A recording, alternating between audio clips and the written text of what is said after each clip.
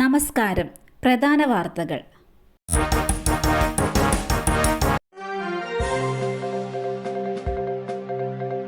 കുറ്റം ചെയ്താൽ ശിക്ഷ അനുഭവിക്കണം. രാഹുലിനെ പോലീസ് കണ്ടുപിടിക്കട്ടെ. കുറ്റം ചെയ്താൽ ശിക്ഷ അനുഭവിക്കണമെന്ന് കോൺഗ്രസ് നേതാവ് രമേശ് ചെന്നിത്തല. രാഹുൽ മാങ്കൂട്ടത്തിൽ വിഷയത്തിലായിരുന്നു നേതാവിന്റെ പ്രതികരണം. രാഹുലിനെ പാർട്ടി സംരക്ഷിക്കുന്നില്ല, അദ്ദേഹത്തെ പോലീസ് കണ്ടുപിടിക്കട്ടെ. നിയമത്തിന്റെ വഴിക്ക് പോകുമെന്നും രമേശ് ചെന്നിത്തല പറഞ്ഞു. സന്ദീപ് വാര്യർക്കെതിരെ നടപടിയെടുത്താലും അത് സ്വാഭാവികമായ നിയമ നടപടിയാണ്. നിയമം എല്ലാവർക്കും ഒരുപോലെയാണെന്നും അദ്ദേഹം പറഞ്ഞു. ബോണക്കാട് ഉൾവനത്തിൽ കടുവകളുടെ എണ്ണമെടുക്കാൻ പോയി കാണാതായ ഫോറസ്റ്റ് ഉദ്യോഗസ്ഥരെ കണ്ടെത്തി.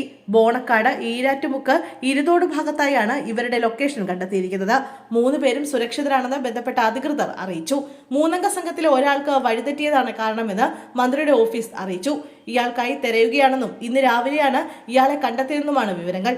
ഇന്നലെ രാവിലെയാണ് ഉൾവനത്തിലേക്ക് പോയ 3 സംഘത്തെ കാണാതായത്. പാലോട് റേഞ്ച് ഓഫീസിലെ beat forest officer Rajesh, forest watcher Rajesh, section forest officer Vineetha എന്നിവരെയാണ് കാണാതായത്. ബോണക്കാട് പരുത്തിപ്പള്ളി ഭാഗത്താണ് ഇവർ എണ്ണമെടുക്കാൻ പോയത്. അച്ഛനെ മകൻ വെട്ടിയത് 47 തവണ. കണ്ണിന് വെട്ടി മുഖം വികൃതമാക്കി. ലഹരിയിൽ രക്ഷിതാക്കളെ മനസ്സിലായില്ലെന്ന് മൊഴി. കായംകുളം പുല്ലുകുളങ്ങരയിൽ അഭിഭാഷകനായ മകൻ അച്ഛനെ കൊലപ്പെടുത്തിയത് അതിക്രൂരമായി. നടരാജനെ മകൻ നവജിത്ത് 47 തവണയാണ് വെട്ടിയത്. മുഖവും തലയും വെട്ടി വികൃതമാക്കി. പ്രതി അതിമാരകമായ ലഹരി മരുന്നാണ് ഉപയോഗിച്ചിരുന്നതെന്ന് പോലീസ് പറഞ്ഞു. 30-കാരനായ പ്രതി ലഹരി ഉപയോഗിച്ചതിന് പിന്നാലെയാണ് ക്രൂരകൃത്യം ചെയ്തത്.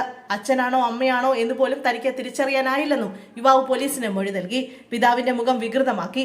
കണ്ണിനടക്കം വെട്ടിയതിനാൽ പുറത്തേക്ക് തള്ളിയ അവസ്ഥയിലായിരുന്നു. കൈപ്പത്തി വെട്ടിമാറ്റിയിരുന്നു. ഗുരുതരമായി പരിക്കേറ്റ അമ്മ നിലവിൽ ചികിത്സയിലാണ്. ഇവരുടെ വിരലുകളെല്ലാം അറുത്തു മുറിച്ച നിലയിലായിരുന്നു. ഇടത് സ്ഥാനാർത്ഥിയെയും ഭർത്താവിനെയും വീട് കയറി ആക്രമിച്ച സംഭവം. 3 പേർ അറസ്റ്റിൽ.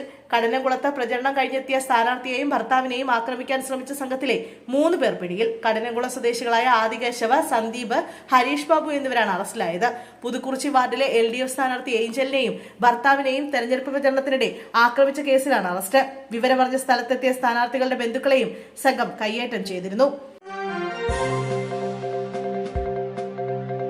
BJP സ്ഥാനാർത്ഥിയായി സോണിയാഗാന്ധി. കോൺഗ്രസിനും CPM-നും നെഞ്ചിരിപ്പ്. മൂന്നാറിൽ BJPക്ക് വേണ്ടി കളത്തിലിറങ്ങി സോണിയാഗാന്ധിയും. മൂന്നാർ പഞ്ചായത്തിലെ 16-ാം വാർഡ് നല്ലതണ്ണിയിലാണ് BJP സ്ഥാനാർത്ഥിയായി സോണിയാഗാന്ധി മത്സരിക്കുന്നത്.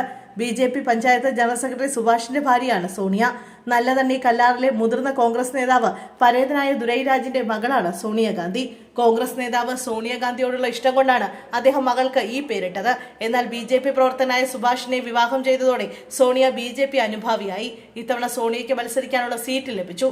കോൺഗ്രസിലെ മഞ്ജുള രമേശും CPM-ലെ വളർമതിയുമാണ് സോണിയാഗാന്ധിയുടെ എതിർ സ്ഥാനാർത്ഥികൾ. നല്ലതണ്ണിയിൽ സോണിയാഗാന്ധി കോൺഗ്രസിനെ തോൽപ്പിക്കുമോ എന്നാണ് ഉറ്റുനോക്കുന്നത്.